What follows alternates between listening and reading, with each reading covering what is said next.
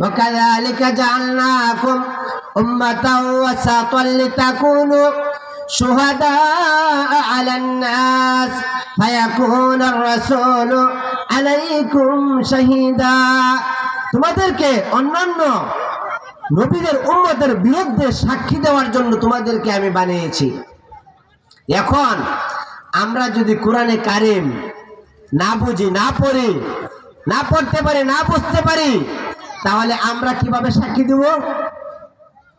আমরাই তো আমাদের নবীর বিরুদ্ধে আমরা সাক্ষী দিয়ে দেব। আমরা অন্য নবীর পক্ষে সাক্ষী দেওয়া তো দূরের কথা, আমরা যারা কোরআন বুঝি না, কোরআন পড়ি নাই, কোরআনের আলোচনা আমরা যারা শুনি না, আমাদেরকে যদি আল্লাহ রাব্বুল আলামিন ডাকে যে তুমি আমল কেন করো না, ইসলামের বিরুদ্ধচারণ কেন করছিলে, তখন আমরাই তো বলবো যে আমাদের কাছে কোনো নবী আসে নাই। তাহলে আমাদের দশা আর অন্য অন্য নবীদের উম্মতের দশা তো এক হয়ে যাবে। বুঝতে পারছেন? আমার কথার অর্থ হলো এটা যে শেষ নবীর উম্মত কোরআন পড়তে পারবে না, কোরআনের তর্জমা জানবে না, কোরআনের ব্যাখ্যা জানবে না, এটা শেষ নবীর উম্মত হতে পারে না। কারণ আপনার দ্বারা আমার দ্বারা আল্লাহ রাব্বুল আলামিন অন্য নবীর উম্মতের বিরুদ্ধে সাক্ষী নেবে। আমি যদি সেই কোরআনে নবীর দাওয়াতের কথা আমি না জানি, উম্মতরা প্রত্যেকটা নবীর সাথে কেমন আচরণ করেছে, তাদেরকে দেশান্তরিত করেছে নাকি তাদেরকে যত্নে তাদের দেশে রেখেছে, তাদেরকে কি পরিমাণ জুলুম করেছে, এটা যদি আমরা না জানি তাহলে আমরা সাক্ষী দিব কিভাবে? এই জন্য এই মজলিসে যদি আমরা বসে এরকম মজলিসে, তাহলে আমাদের দ্বারা জানা সম্ভব মুসা আলাইহিস সালাতু ওয়াস সালামের ঘটনা, নূহ আলাইহিস সালাতু ওয়াস সালামের ঘটনা, ইদ্রিস আলাইহিস সালাতু ওয়াস সালামের ঘটনা, ইউনূস আলাইহিস সালাতু ওয়াস সালামের ঘটনা, আইয়ুব আলাইহিস সালাতু ওয়াস সালামের ঘটনা আমাদের জানা কি সম্ভব? সম্ভব কিনা? এই জন্য আমি কোরআনে কারিম থেকে একজন নবী ব্যাপারে আল্লাহ রাব্বুল আলামিন একটি আয়াত নাজিল করেছেন, এমন একটা আয়াত আজকে আমি আপনাদের সামনে পেশ করেছি, যাতে করে আমাদের কাছে নবীদের আচার ব্যবহার, নবীদের কালচার, নবীদের কর্মকাণ্ড সবকিছু আমাদের সামনে পরিষ্কার হয়ে যায়, আর আমরা যেন নবীদের পথে আমরা চলতে পারি। কারণ এই শেষ নবীর উম্মত, শ্রেষ্ঠ কোরআন এই জন্য হয়েছে, পৃথিবীর শুরু লগ্ন থেকে নিয়ে যত নবী রাসূল প্রেরণ করা হয়েছে, প্রত্যেকটা নবী রাসূলদের আলোচনায় কোরআনে কারিমের মধ্যে আছে। শেষ নবীর উম্মতের জন্য এটা বড় উপহার যে প্রত্যেকটা নবী তার স্বজাতিকে দাওয়াত দেওয়ার ব্যাপারে, স্বজাতি তাদের বিরুদ্ধচারণ যখন করেছে, তখন প্রত্যেকটা নবী কোন পথে হেঁটেছে, কেমন করে আল্লাহ রাব্বুল আলামিনকে আহ্বান করেছে, আল্লাহ রাব্বুল আলামিনকে তারা কি পরিমাণ সন্তুষ্ট করেছে, এই সব কিছু ডিটেল এই কোরআনে কারিমের মাধ্যমে তারা জানতে পারবে। আল্লাহ রাব্বুল আলামিন কোরআনে কারিমের মধ্যে আইয়ুব আলাইহিস সালাতু ওয়াস সালামের একটা ঘটনা উল্লেখ করেন, ওয়া আইয়ুবা ইয নাদা রাব্বাহু আন্নী মাসসানিয়াদ দুররু ওয়া আনতা আরহামুর রাহিমিন। আল্লাহ রাব্বুল আলামিন দেখেন আমাদেরকে পথ প্রদর্শন করতেছে যে শেষ নবীর উম্মত যারা, তোমার হয়তো বালা মুসিবত আসতে পারে। বালা মুসিবত তিন ধরনের হয়, সুখ শান্তিময় জীবনও তিন ধরনের হয়। বালা মুসিবত কয় ধরনের হয়? তিন ধরনের।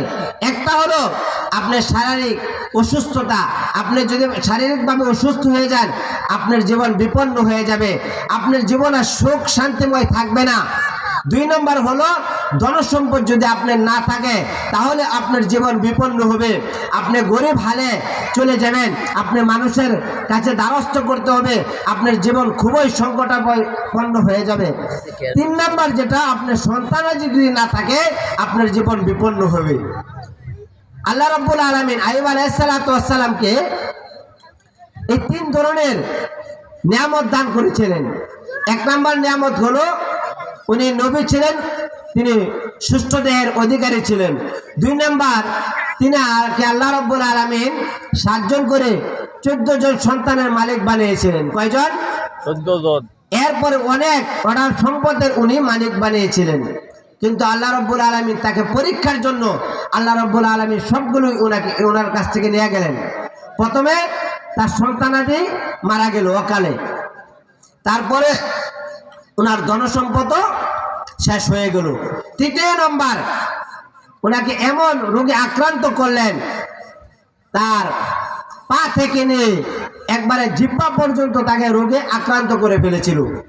মানে পোকামাকড় জিহ্বা পর্যন্তকে গ্রাস করে ফেলেছিল।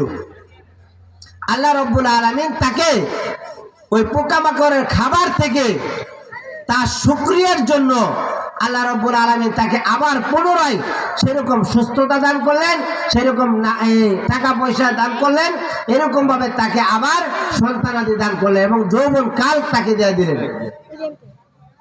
এটা কেন?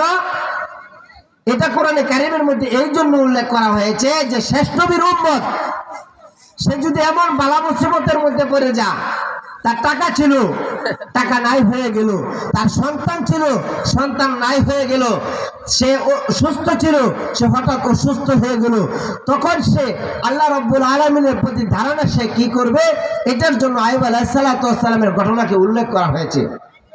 আজকে দেখেন, সাধারণ অসুস্থ যদি হয়ে যায় আমরা পেরেশানি হয়ে যাই, হয় কিনা?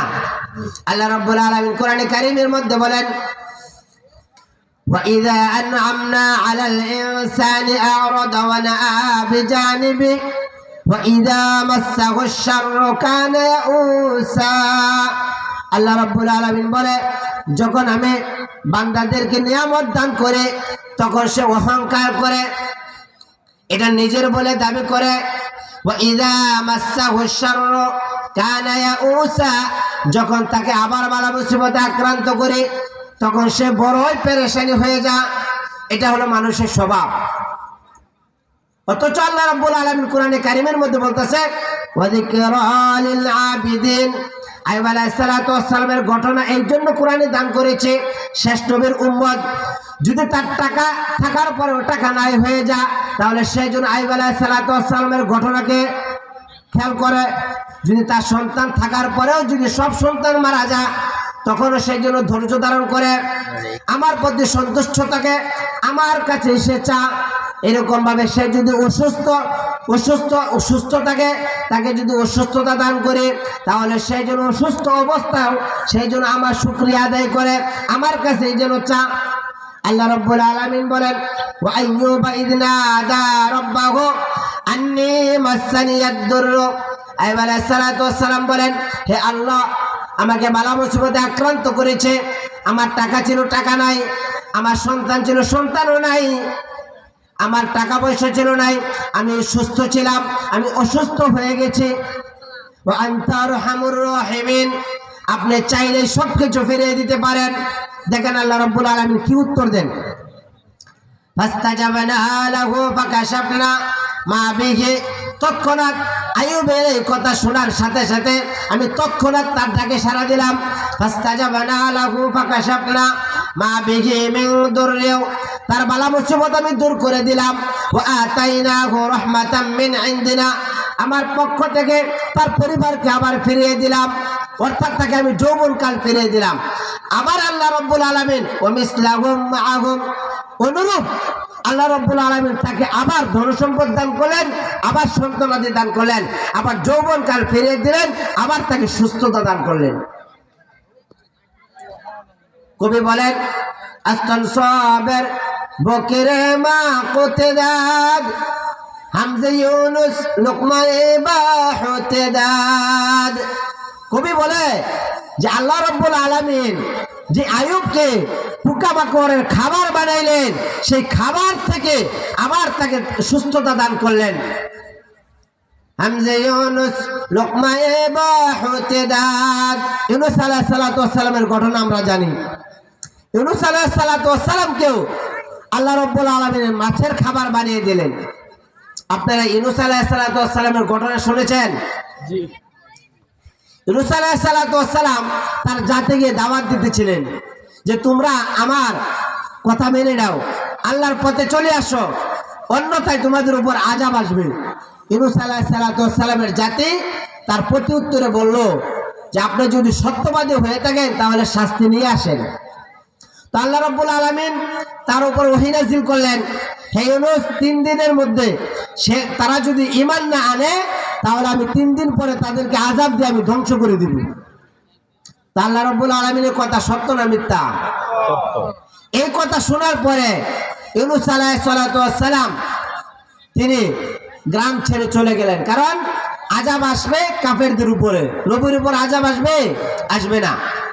তো কাফেরদেরকে যেখানে আল্লাহ রাব্বুল আলামিন ধ্বংস করবে সেখানে তো নবী থাকা যাবে না, কারণ নবী থাকলে আযাব আসবে না। ইউনূস আলাইহিস সালাতু ওয়াস সালাম গ্রাম থেকে চলে গেলেন।